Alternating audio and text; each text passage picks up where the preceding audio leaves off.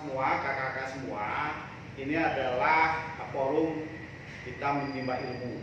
Forum kita mencoba menggagas apa yang ada dalam diri kita. Saya sangat luar biasa dengan Liga Mahasiswa ini karena memang inilah penerus-penerus bagi anggota-anggota dewan ke depan. Justru kita harus berbobot, makanya Nasdem ini, ya Nasdem, anggota dewannya harus berbobot, punya pemikiran yang luas, punya ilmu yang luas, sehingga kita tidak tertinggal dengan anggota dewan yang. Reses itu adalah masa anggota dewan berhenti dari kegiatan-kegiatan persidangan. Dan inilah kewajiban kita dalam 1 tahun itu 3 kali anggota DPRD kota ataupun kabupaten ataupun provinsi. Ini prinsipnya adalah reses itu, masa reses adalah masa di mana anggota parlemen atau anggota Dewan Perwakilan Rakyat, Dewan Perwakilan Daerah melakukan kegiatan di luar masa sidang, terutama di luar gedung DPRD untuk melakukan kunjungan ke masyarakat yang dilakukan oleh anggota DPRD secara perorangan. Lalu pengertian reses itu adalah kalimat reses itu berhenti dari sidang, bahasa Belanda ini, ya bahasa Belanda artinya istirahat. Tetapi bukan berarti istirahat dari semua aktivitas kita anggota dewan, tapi adalah reses atau berhenti atau istirahat dari sidang-sidang. Maka kita turun ke lapangan dan di masa istirahat itulah kita menampung aspirasi atau ajuan dari kawan-kawan. Apa sih itu reses? Ya, reses itu merupakan masa di mana para anggota dewan bekerja di luar gedung. Ya, tadi sidangnya, tetapi kita langsung ke lapangan, menjumpai konstituen kita di daerah pemilihan kita masing-masing.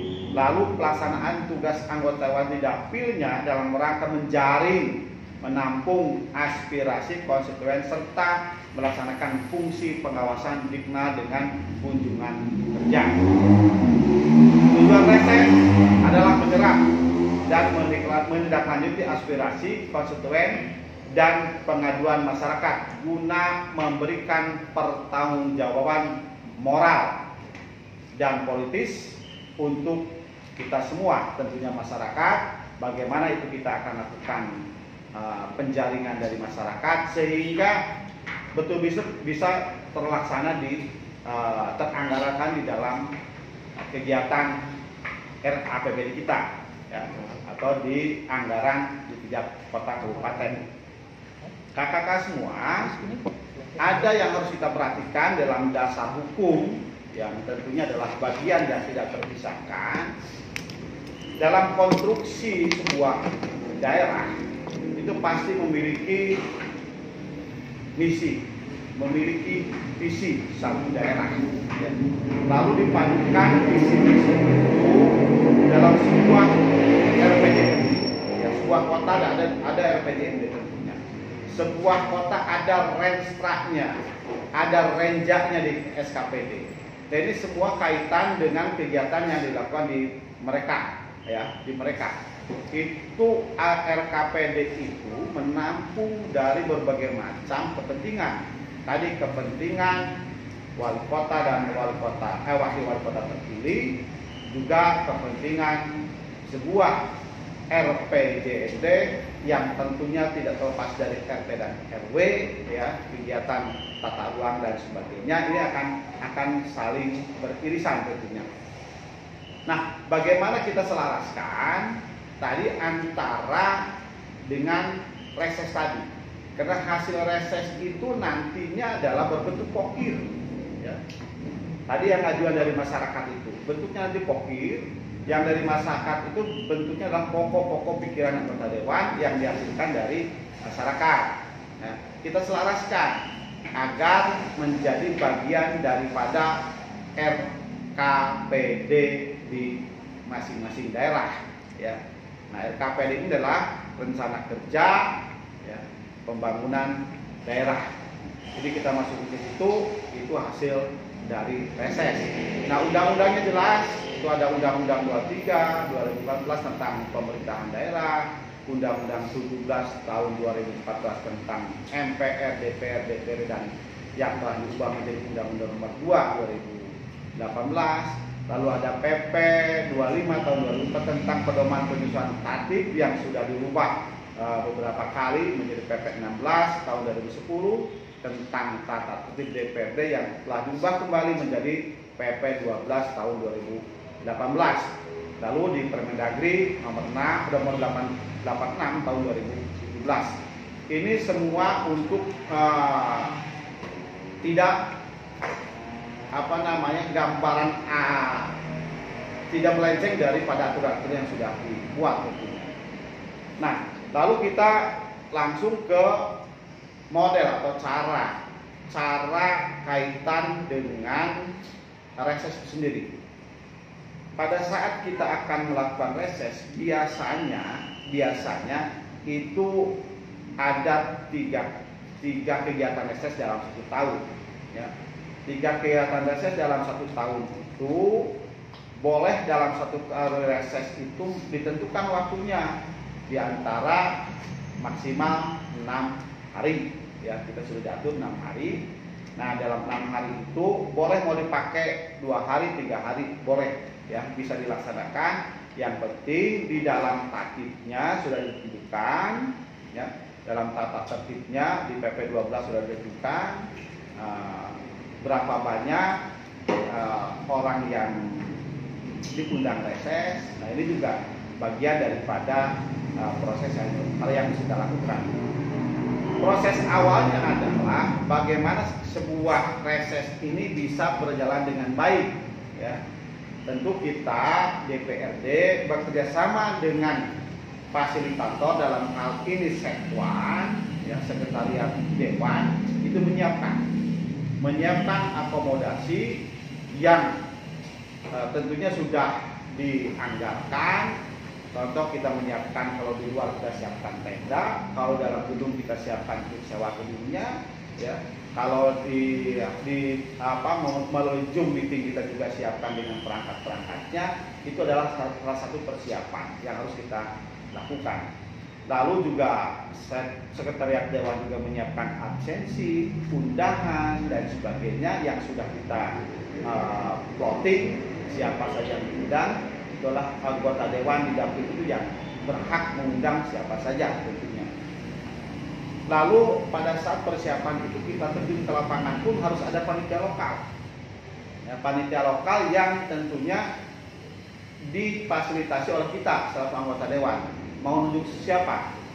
Berarti kita nunjuk tim sukses kita untuk menjadi panitia lapangan. Panitia lapangan menyiapkan akomodasi perlengkapan yang tadi disebutkan, ya, itu oleh tim ses kita atau panitia lokal namanya dilakukan. Nah, setelah itu bentuknya nanti menentukan pada saat setelah persiapan reses kita siapkan dengan matang, bentuk resesnya mau apa?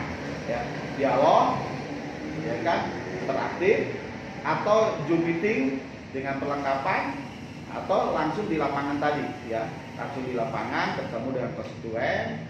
Itulah yang harus kita lakukan tentang proses menuju resesnya. Oke, ini masa persidangan. Reses diikuti atau dilakukan sebanyak 3 kali dalam setahun. Ya. Berarti kalau kita 5 tahun itu 14 kalian reses. Ya. Nah, ini DPRD semua saya yakin ngambil semua. Sayang kalau DPRD sampai tidak mengambil reses. Ya. Kira kita dengan konstituen pasti ya itu akan lebih mendekatkan diri anggota dewan dengan para pemilihnya. Lanjut, nah ini juga penyusunan aspirasinya. Setelah kita mendapatkan, ya, bahan dari reses dari konstituen kita yang mengajukan beberapa pertanyaan, beberapa usulan, ya, kita tampung, kita buatkan skemanya. Nah, kayak seperti ini, ya. Skemanya contoh Ibu Oneng, ini berapa RT 03 RW 13 Warung Muncang Kelurahan Cipageran, contoh. mohon diperbaiki musola yang berada di RT 03 RW 1. Ya. Mohon pelayanan peserta BPJS untuk segera diperbaiki oleh BPJS Cimahi karena sering berbeda dalam proses pelayanannya. Ini kan salah satu bentuk aspirasi dari mereka. Nah, ini contoh formula saja, ya, contoh formula saja. Ini gambar-gambar yang sebagai contoh, ya, bahwa kita lakukan ini. Dan ini adalah bentuk kegiatan resesnya. Ini bisa yang lebih banyak, bisa juga tadi diatur sedemikian rupa. Nah, itu saya kira sepintas tentang kegiatan reses. Lebih banyak mari kita lakukan dialog saja agar betul-betul kita nyambung terhadap apa yang kita harapkan tentunya. Saya kira sementara itu, ya, kakak silakan kembali untuk kita berdiskusi, ya. Silakan. Ya, terima kasih kepada Aida atas kerja luar biasa, kepada kawan-kawan semua untuk si dialog dua arah. Kawan-kawan dapat mengajukan pesannya di info ya, yang dimana ini sudah ada dari Anda lima angkatan dari Bogor yang memiliki pekerjaan dalam wilayah aspirasi dan dari masyarakat. Ya. Dia dimasukkan dalam pikiran anggota dewan. Aspirasi yang bagaimana yang mesti masuk dalam pikiran anggota dewan. Ya. Ini akan ditampung dulu apakah? Ditampung sampai 3 dulu ya. Ya mungkin untuk nambahkan selanjutnya untuk mengajukan pertanyaan dalam diskusi yang untuk dialog pada hari ini. Ya, silakan Pak Albert berkomentar.